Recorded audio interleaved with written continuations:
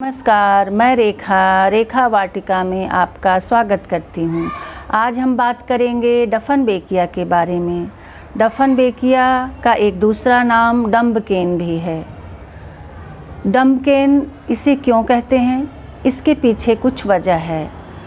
कहा जाता है कि यह थोड़ा सा इसका पत्ता जहरीला होता है।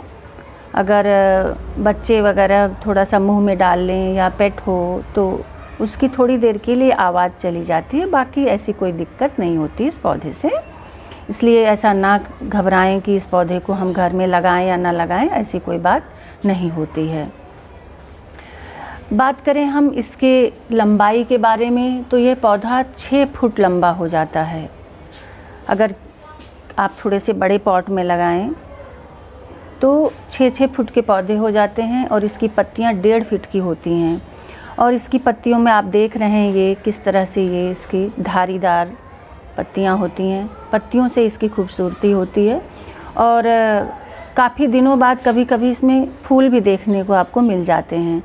अभी बरसात में मेरे इन पौधों में फूल आए थे, सफ़ेद रंग के फूल होते हैं, लेकिन इनकी पत्तियां ही खूबसूरत होती हैं और ज़्यादा किसी चीज़ की ज़रूरत नहीं होती।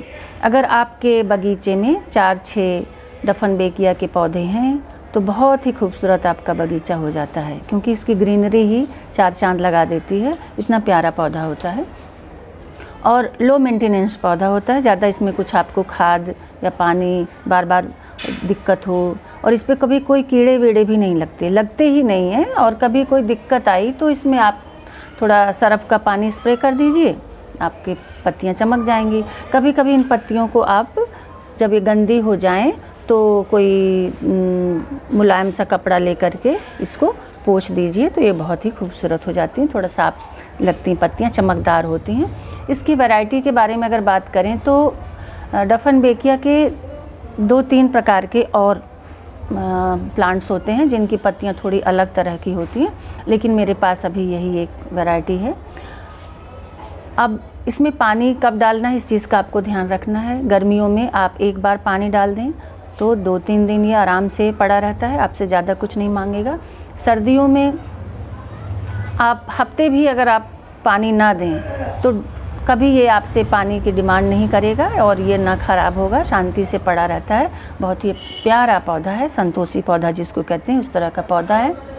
अब हम बात करते हैं इसकी मिट्टी की।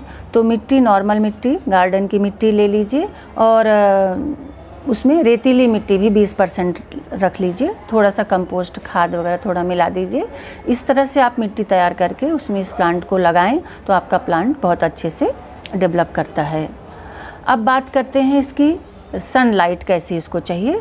तो इसे डायरेक्ट धूप में कभी ना रखें, ऐसी जगह रखें जहाँ पर छाया हो और सूरज की जो रोशनी है वो छन के मिलती हो। अगर शेड में रख दें, आपके पास छत पर या कहीं ऐसी बालकनी में कहीं भी रखिए जहाँ इसको डायरेक्ट लाइट नहीं, थोड़ी रोशनी में ही ये अपना काम अच्छे से करता है।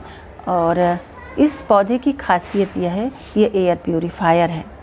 बहुत ही अच्छा फ़ायदा इसका यही है कि ये एयर प्यूरीफायर है, इसको ज़रूर आप लगाइए। और खाद की कभी ज़रूरत नहीं पड़ती। जब ये पौधा बड़ा हो जाता है तो कुछ इसकी पत्तियां नीचे से पीली होकर गिरने लगती हैं, तो आप उनकी पत्तियों को ही इसकी मिट्टी में दबा दीजिए, ऊपर से थोड़ी और मिट्टी डाल दीजिए तो वही खाद का काम करती है। ज़्यादा ऊपर से कुछ देने की ज़रूरत नहीं है। और अब हम बात करते हैं कि इसको प्रोपोगेट कैसे करें। तो जब आपका प्लांट पुराना हो जाता है तो उसके नीचे से ही कुछ पौधे निकल आते हैं अपने आप, तो उन पौधों को ही आप वहाँ से निकाल लीजिए और किसी दूसरे गमले में लगा दीजिए, आपका प्लांट तैयार हो जाता है।